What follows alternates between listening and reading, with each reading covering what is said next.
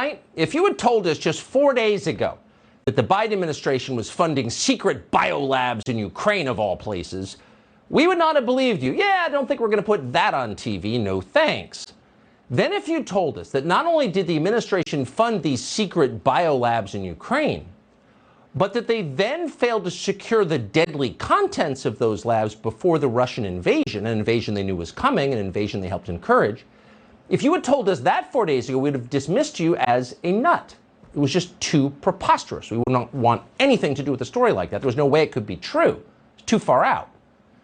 In any case, we already knew for a fact that that story was false. How do we know that? Because we read USA Today, America's newspaper. Within hours of the Russian invasion, USA Today published a rebuttal to all those crazies who are yammering on about secret Ukrainian biolabs. Here was the headline. Fact check! False claim of U.S. biolabs in Ukraine tied to Russian disinformation campaign. So if you look carefully at the story, and we did, because we were interested, you notice that this fact check was sourced to Ukrainian government unnamed officials and then Biden State Department officials. So these were not exactly objective sources on this subject, but still, the story seemed definitive. It was totally emphatic. Quote, Russia has teamed up with China to further amplify the false claim of U.S. labs in Ukraine. Okay, USA Today says it's Russian disinformation. Maybe it is. On to the next story. But the fact checks didn't stop. That was weird. We kept seeing the same fact check again and again. It was almost like, despite endless official clarifications, some people refused to believe the Biden administration. They preferred Russian propaganda instead. And we assume they must be QAnon members. We assume that because Foreign Policy magazine told us that. According to Foreign Policy, QAnon, whatever that is, was frantically disseminating, quote, false claims of U.S. biowarfare labs in Ukraine. Those labs obviously didn't exist. It was all just another lie from the Russians, who lie for a living.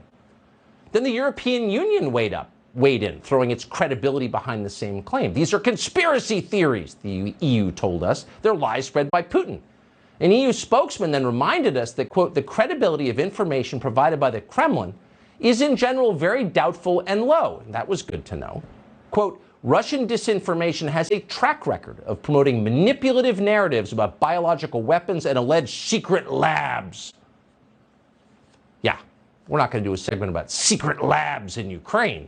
The last thing we want to do on this show is traffic in Russian disinformation spread by QAnon, so we took a pass on that story. And that's where things stood until yesterday, when we happened to tune into a hearing of the Senate Foreign Relations Committee. Toria Nuland was testifying, so we were interested. Nuland's one of the people who brought us the Iraq War, never apologized for that, and kept getting promoted, because that's how D.C. works. Toria Nuland is now Joe Biden's Undersecretary of State in charge of Ukraine, and she knows a lot about Ukraine. In 2014, Toria Nuland engineered a coup in Ukraine, in the name of democracy, of course. So she is a highly informed source about Ukraine.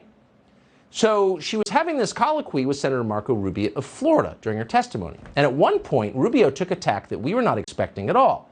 He asked Nuland if Ukraine had biological weapons. We'd never imagined Ukraine would have biological weapons. Why would Ukraine have bioweapons? So it seemed like a pretty strange question. But it wasn't half as shocking as the answer he got. Watch what Toria Nuland said. Does Ukraine have chemical or biological weapons? Ukraine has biological research facilities, which, in fact, we are now quite concerned Russian forces may be seeking to gain control of. So we are working with the Ukrainians on how they can prevent any of those research materials from falling into the hands of Russian forces should they approach. Does Ukraine have biological weapons? Ukraine has biological research facilities. What? You mean secret biolabs? Like the secret biolabs Ukraine definitely doesn't have? Ukraine has those? Yes, it does. And not only does Ukraine have secret biolabs, Toria Nuland said, whatever they're doing in those labs is so dangerous and so scary that she is, quote, quite concerned that the so-called research material inside those biolabs might fall into the hands of Russian forces. Try not to use profanity on the air to describe our reaction. our jaws drop. Let's leave it there. Under oath in an open committee hearing, Toria Nuland just confirmed that the Russian disinformation they've been telling us for days is a lie and a conspiracy theory and crazy and immoral to believe is in fact totally and completely true. Whoa. You don't hear things like that every day in Washington. Talk about a showstopper. And a dozen questions instantly jump to mind. What exactly are they doing in these secret Ukrainian biolabs? Ukraine is the poorest country in Europe. It's hardly a hotbed of biomedical research. We're assuming these weren't pharmaceutical labs, probably not developing new leukemia drugs. From your answer, Toria Nuland, we would assume, because you all but said it, that there is a military application to this research, that they were working on bioweapons. Again, your answer suggests that. Why would we fund something like that in Ukraine? And why didn't you secure the contents of these biolabs before the Russians arrived, as you knew they would? And then why did you go out of your way to lie to the American public about all of this? If the, quote, research materials in these labs were to escape somehow, and you seem very concerned about that, what would be the effect on Ukraine and then on the rest of the world? How can we prepare for the consequences of that, this thing that you're worried about? Shouldn't we be preparing?